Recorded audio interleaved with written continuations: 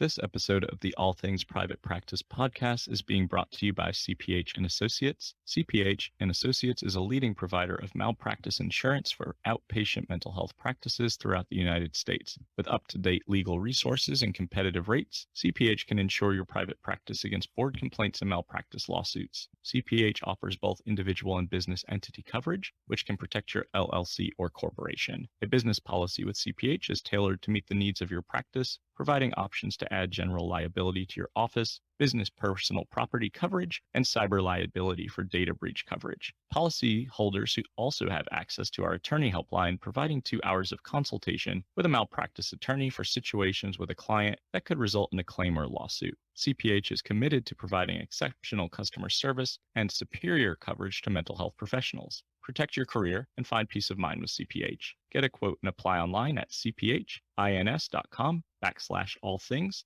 cphins.com/allthings.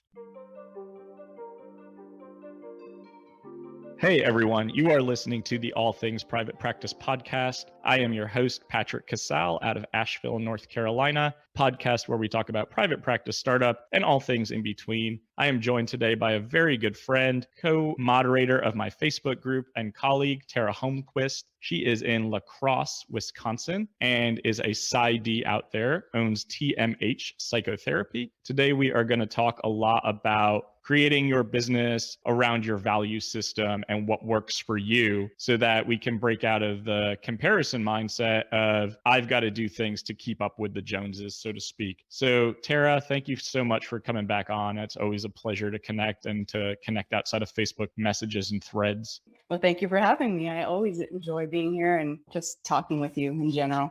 So Tara, let's talk about values in our businesses and how to kind of create something that feels individualized and unique, because I know that for what works for you may not work for me. And I think we're all guilty of seeing the Facebook threads of, I'm going to make $400,000 this year and that's my goal, or I'm going to do 900 different things this year in my business. And then I think for people starting off or for people who don't value those things, that can feel like a gut punch and potentially create a lot of insecurity for entrepreneurs. So tell us about what you've stepped into as you've kind of grown and learned more about what works for you, your business structure, and your niche. And let's kind of take it from there. No, I am definitely victim to that. I am a participant in those threads, in every thread. No, but I've definitely seen that. And I will say that insecurity and that kind of drive actually is where I started when I started my private practice. And I think that's where a lot of us do start, is because we want to do this right. We want to,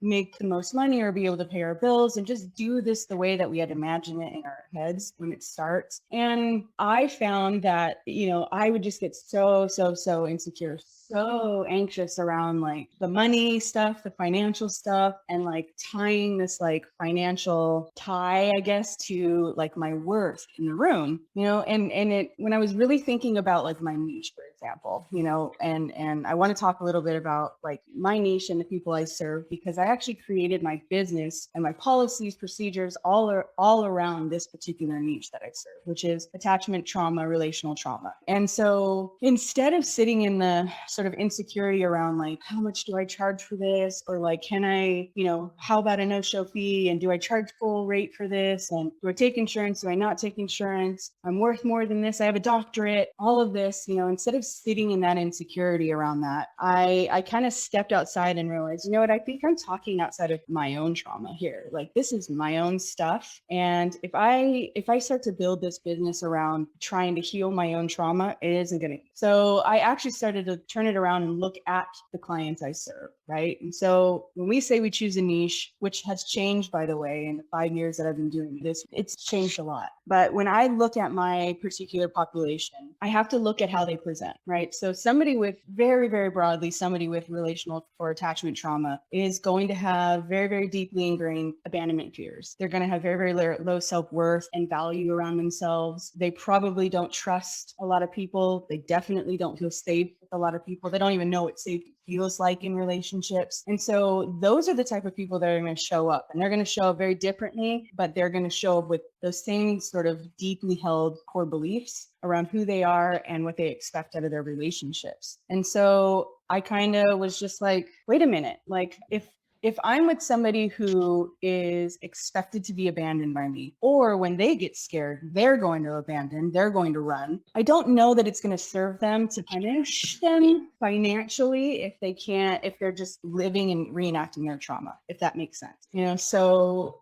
just sort of in a nutshell, I kind of was like, you know what? I want to rework the way, I collect fees, the way that I charge, my late or no shows. I want to do that in a way that actually speaks to the relationship rather than feeling like, oh, I'm not living up to my potential, or I'm not charging what I'm worth, or they're out to get me. The client is not out there to, it's not a mutual type of thing. It's sort of like me versus them type thing. And so I changed it. I changed it up, and now I have a pay what you can model. I don't charge any late or no show fees, and it's just kind of worked, and it's really built on and improved my relationships with my clients. There's a very, very deep sort of core belief of value, mutual respect, constantly having conversations around how they feel and how I make them feel in the room. And, and it's just something that just worked for me. It's very different from what we typically, I think, talk about in these like Facebook groups. And when we're consulting with our colleagues is like, oh, you have a doctorate. Do you need to be charging, $100 million a session and charging for this and charging for that? And they don't show up. They don't care about you, blah, blah, blah. You need to charge them for that. And it just wasn't working for me. So I switched it up.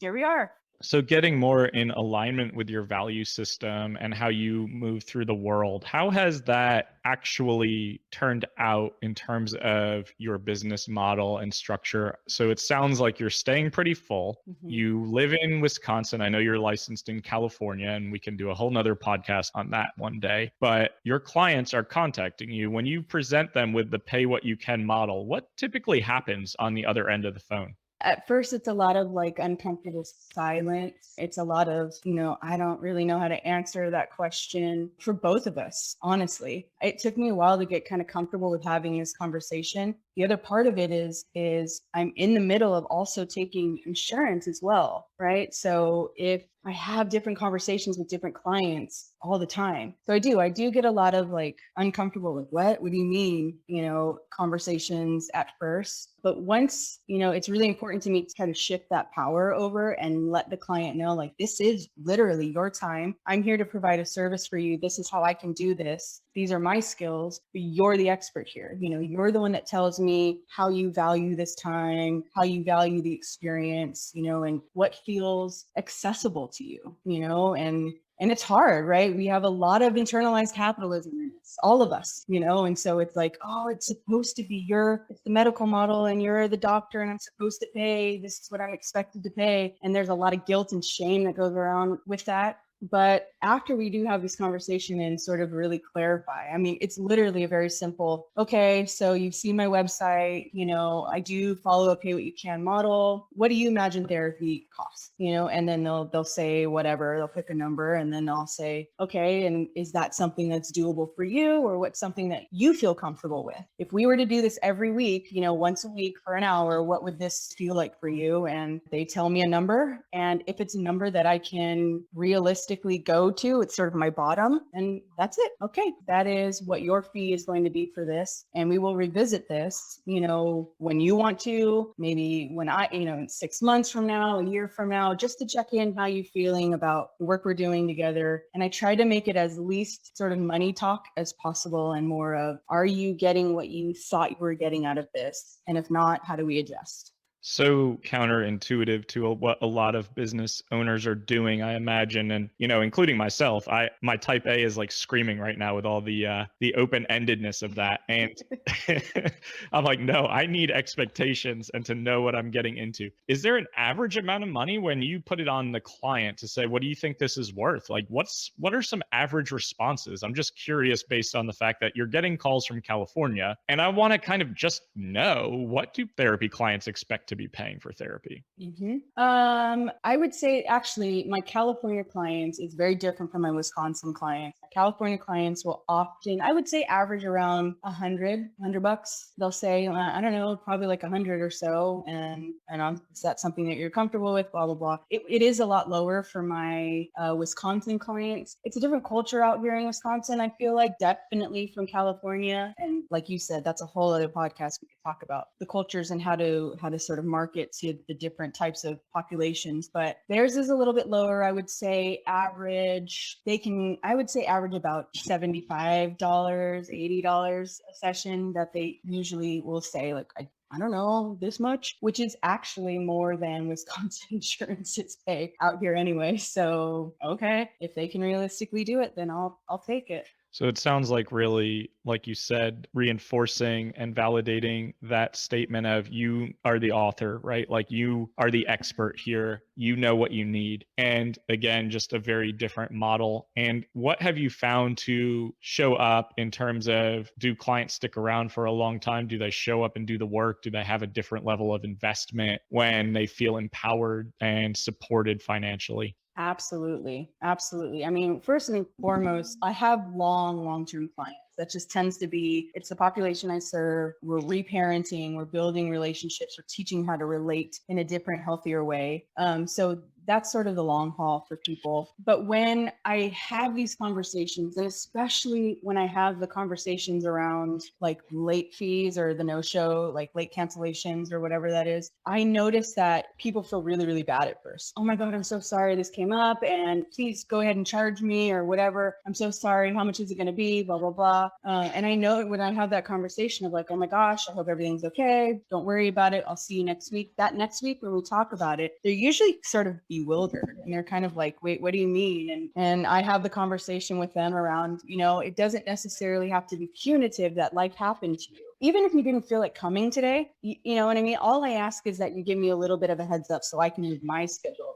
I said, if you don't feel like coming today, just let me know, like life happens. And I know that your life doesn't revolve around our sessions together, So for me, I know on my end, on the business end, I had to design that so that I wouldn't go broke, right? So if every single one of my clients decided they're not going to show up this week for whatever reason, one reason or another, I had to make sure that I have some policies set in place so that I can take care of that if that were to happen.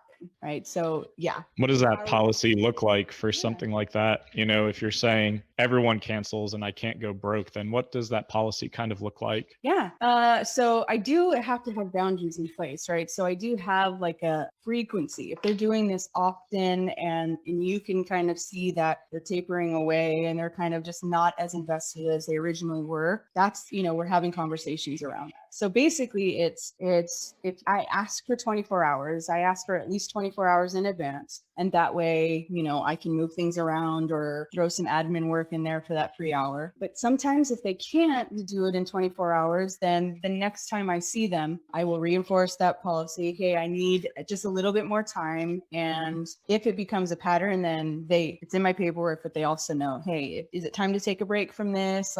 Let's talk about, your progress. Let's talk about, are you getting what you originally thought out of this? And like I said, it's usually a conversation just that's based on sort of mutual respect of one another. You know what you're talking about. You know how you feel. It might be hard for you to say it. I'll teach you how to say it, but you know what you want or what you don't want, And honestly, Patrick, the people that will cancel on me the last minute, I've got a group of them that want extra sessions during the week anyway. So it sort of balances themselves out, based on their needs and what they want, and if I can provide that for them. So it's worked for me so far. It's felt the most comfortable for me, honestly, and that's the most important, is that I don't have the anxiety every time I have to have a conversation or every time I'm looking at my bookkeeping or my bills or whatever and going like, I need to see 7 more clients this week or else, it just, yeah, that's the best part of it, is just the breather. And just that's how it works for me. I don't want anxiety. I already have enough of it. Yeah, I can certainly relate to that. One thing that comes up for me then is, it sounds like because your niche is around relational and attachment trauma, that if you notice someone's being kind of inconsistent with their therapy and you get to process that in the next session, that is a good way to model healthy boundaries and expectations around time and being respectful to each other's schedules. And instead of handling that in a financial way, being much more inclined to approach that from a relational perspective and approach. Absolutely. Absolutely. And again, it's not something that I could make go on for, forever and ever and ever. It's, if this is happening in a way that's establishing a pattern, then yeah, the option to take a break, option to go bi-weekly or once every other month, that's always thrown out on the table. And if it's somebody that's just repeatedly still doing it, no, I want to come every week, but repeatedly doing this over and over again, then that is the time that I will say, I'm going to make the decision for us to take a little bit break right now. I want you to experience this, feel what this feels like, and then feel free to contact me in a little bit, next month or something like that to see what this feels like. And oftentimes they do, and sometimes they don't. They go. It's sort of a relief for them that I make the decision, which I'm mindful of, because I think that plays into some people's sort of traumas or some people's patterns. But if I'm trying to set the boundaries and they're not knowing how to honor those boundaries, then kind of have to assert yourself for them, at least in this conversation or this situation. Yeah, I think that makes a lot of sense. So really being the one to be able to model that behavior of we both need to show up for one another in order for this to work. And also while simultaneously addressing attachment trauma, just recognizing that stuff comes up in therapy. It can create the desire to run or to just disappear or abandon. And holding that space consistently, it sounds like that really empowers your clients to know that although it's not comfortable or safe all the time, that the outcome is going to be consistent and it's not going to really change in one degree or another. Absolutely. Absolutely. One person in particular that I had this conversation with, when we switched from insurance to self-pay, I constantly remember, him feeling uncomfortable and feeling like, oh my gosh, it's so weird. I've never had this experience before where he was empowered to sort of make his own decisions. And once we and it took several sessions for us to kind of work through this. What's this feel like? And let's talk about the discomfort around this. And in that, I could see it so clearly because that is one of the patterns that we were working on, is trusting himself and trusting that other people are there to take care of him instead of hurt him, and we're in this together and we can rely on each other. And that was actually so cool. That was like therapeutic in and of itself. Just those conversations about him deciding what he wanted to pay, and that's exactly what I'm talking about, is that everything we do, if we have our therapy hats on, everything we do can be seen as a clinical conversation or a therapeutic conversation. It's going to show up no matter what. Relational dynamics are going to show up no matter what. They're showing up right now with you and I, and so I invite those conversations. It's fun. And it's just happened to be the way that I chose, to design, my policies or whatever, but it still leads to, sort of these clinical conversations that is healing in and of itself. He's learning to trust me and himself. And I think it's cool. I think it's super cool. Yeah, I can tell how passionate you are about it and that this is really important for you. And what would you tell people who, maybe want to follow a similar path? What kind of hesitations or fears did you have when you kind of transitioned to this type of model from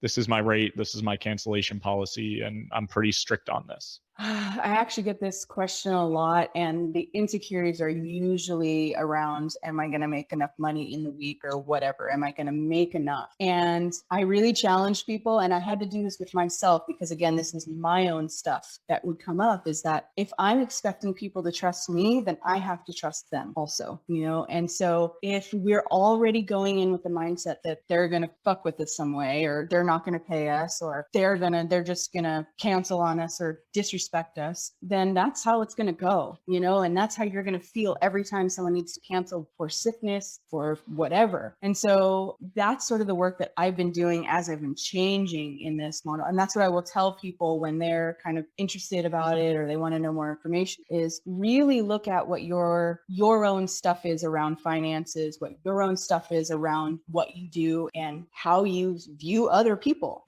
Are people safe for you? What traumas do you have around others, and check those and heal those and unlearn some of those things. And then it kind of makes your decisions a little clearer for you, whether you choose this model or choose something else that works for you. We need to make sure that we're honoring our own stuff. Coming up. That's a great point. And it has me thinking about how I've experienced therapy on both sides of the couch and my own policies. And I do see a lot of people in different therapist Facebook groups, in terms of cancellation policies and fees and no shows. And I respect everyone's decision to make their policies their own. But the one thing I do see a lot of is almost this slight, like they take it personally if the client doesn't show up or late cancels. And although I know our time is important, like timeliness and punctuality and structure are very important for me, I also don't look at it in that way, like the client is just out to get you or ruin your week or not show up for you. I think there's so many dynamics at play in terms of human behavior, and it is a good time to really have those conversations. And I've had to do that with my own clients because I used to work a lot with addiction, and clients don't show up in that world. And those are times where you just have to have really transparent conversations of, we're going to take a break, like you mentioned, because there are a lot of no-shows and late cancellations working with a certain population. And that allows you to then open up space for other clients who are maybe a little bit more ready to be there consistently. And I think that's really important too. And in terms of the taking it personally, I think you're right, like really doing the work around this stuff, because you've heard me say you have to treat your business like a business, regardless if you're a helper. And I do believe you can do both, but I also do believe that you have to do the work in order to be in this field and be successful at it and have longevity and do your best work, because I see a lot of people who get into this field to heal themselves through their work. I very, very much agree with that. And it's a very different thing is we're not going to get into this to heal our own wounds. We can't, it's not going to work, but we can get into this and notice what it brings up for us. Notice that this is a weird feeling, or this is a sensation that I had that I'm not sure where this comes from. I mean, you and I offline have had conversations constantly about my money stuff, and there's a trigger there. There's a trauma there that makes me very, very insecure when I'm spending certain amounts of money, and I have to constantly check that and go, what is that? Where does that come from? And how is it affecting the decisions I make in my practice, in my life, but very much in my practice? And how is it affecting my clients and their stuff around money, and to be able to just kind of differentiate that, I think it's hugely important. It's vital to be successful. Yeah, I agree 100%. And so many of us carry money, shame, and trauma and trigger. And whether it be from institutionalized racism and disparity in resource, whether it be from people just being treated really unfairly in the workforce and being paid less, or if you grew up in poverty, if you moved around a lot, if you just never had security, and I think me developing a gambling addiction, money has been tricky for most of my life. It's a love-hate relationship, and it's very triggering. So I have to do a lot of my own work around that so that I can run the business, my group practice, the way I want to run it. And that includes paying my staff really well, because I think it kind of ties into what you're saying, and it's the pay what you can model. I pay significantly higher because I believe that allows my staff to do much better work and to be much more invested in the work that they do. And I see a lot of models, especially tech firms and startups out in the Pacific Northwest, doing that, paying their staff significantly higher amounts than everyone else. And a lot of people would say, but you're losing so much profit. The owner's not going to come in on top. And I think that's good. I think it's also creating culture that works for us within our value system. And that's kind of what we're talking about. And I think, again, it's an individualized approach. What works for Tara doesn't necessarily mean it's going to work for you, and vice versa. But that's the beauty of being a small business owner. You get to make the decision at the end of the day. And if you're feeling any sort of way about cancellation policies, no-show fees, raising your rates, having money conversations, not taking a certain amount of sliding scale, or taking a certain amount of sliding scale, notice that and pay attention to it, because it's coming up for a reason. And my suggestion is to always step away from social media in those situations, because you're going to see so many perspectives, and some of them can be very shame-inducing. And you and I have talked about that a lot too, not just financially, but in all spectrums of the mental health industry. So something to definitely pay attention to when you're starting off and trying to decide, what kind of business owner do I want to be? And this gets to evolve over time. Your niche gets to evolve, your policies get to evolve. You can change them every month if you really want to. I don't recommend that, but you really do get to create this as you go, because I think we get into small business ownership and entrepreneurship because we want freedom and autonomy. I think that's always something that is an underlying value and desire for all of us. I poll a lot of people in our Facebook group, and that's always an answer, right? Autonomy, freedom, flexibility. And if autonomy, freedom, flexibility to you means reading more books, binge watching more TV, going on more hikes, but just having more time in your schedule, the money at the end of the day, provided you can pay your bills and keep the lights on, doesn't really matter that much. That's exactly right. Is our values don't have to be rooted in money all of the time. It is the thing that makes the world go round. I get it. We have to pay our bills, we have to live, we have to have our basic needs met. And also there are other ways to achieve what you're looking to achieve without making $5 million a year, and that's okay. You could be a phenomenal therapist. You could be the worst therapist ever. What you make at the end of the year has nothing to do with that at all, That's very true.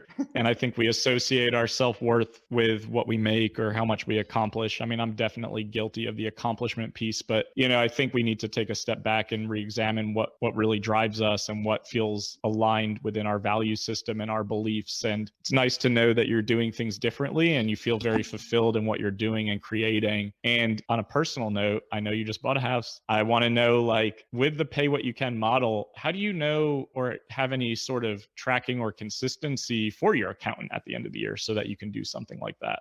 I just use my typical spreadsheet that I've been using to track, expenses and things like that. It doesn't really affect anything other than in my head, I'm like, okay, this is what I need to make each month in order to take care of my responsibilities.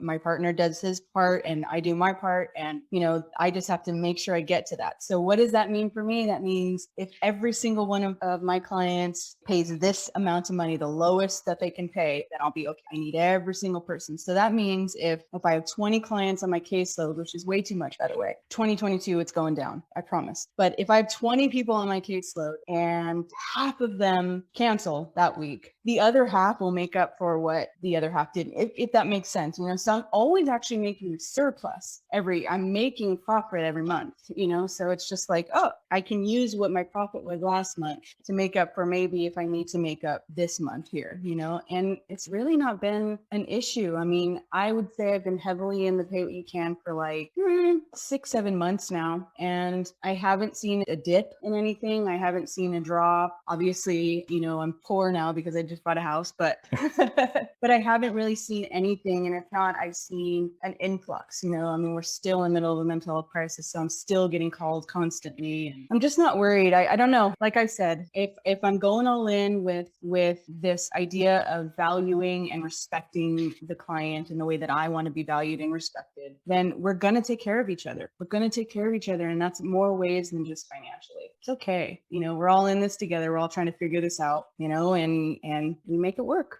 Yeah, I really like that. And again, I just want to circle back to how it works for you and how that feels really important for you. So it sounds like that is a more sustainable private practice model and goal for you long term so that you don't burn yourself out. Because I know a lot of therapists who are charging $300 an hour, but seeing 30 clients a week and can't even think straight at the end of the day. And then it becomes a conversation of like, what did you work so hard for if you can't even enjoy and appreciate life and what you have? And, I just want to highlight that Tara's model is innovative and outside of the box. And that's what we try to do here, is highlight people who are doing things differently and was still able to purchase a home and still able to pay the bills and still able to feel fulfillment and enjoyment in life. And that's what this is all about. So whoever's listening, make this business and this small business journey what you will and what works for you, and continue to take a look at it, both introspectively and from a distance, to try to make sure that you're working and living within your values and beliefs. Tara, tell everyone that's listening about your Wisconsin Facebook group and where else they can find you so people can pay more attention to what you're doing in the therapy world. Sure. If you're a therapist, you have seen me in any group that literally you're in on Facebook.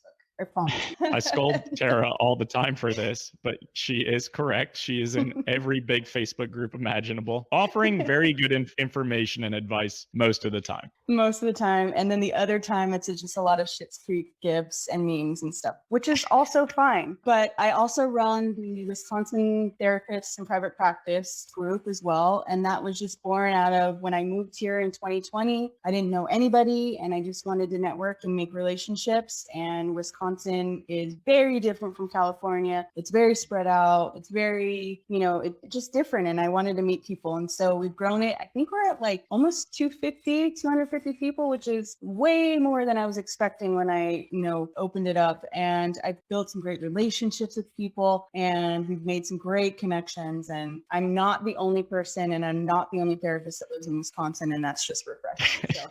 But it is called Wisconsin Therapists in Private Practice. And anybody who is licensed or provisionally licensed under supervision is welcome to join if you're in Wisconsin. Tara does a really great job of moderating that group. I'm a part of it, even though I don't live anywhere near Wisconsin and have no desire to. But I do think that leading by example is something that you do really well, and talking the talk and walking the walk simultaneously, and the way you show up for people. So I really appreciate that, not just personally, but professionally. And I think it makes a big difference. And it definitely has that attract and repel mentality. And we talk about that a lot on this podcast. So I just want to say, I really appreciate that about you. And everyone who is listening, I really appreciate that too. You can find more of me at allthingspractice.com, where I do individual coaching, group coaching courses on how to start your private practice, host retreats internationally and domestically in really cool, fun places, and have the podcast episodes up there as well. Please like, join, subscribe, and share.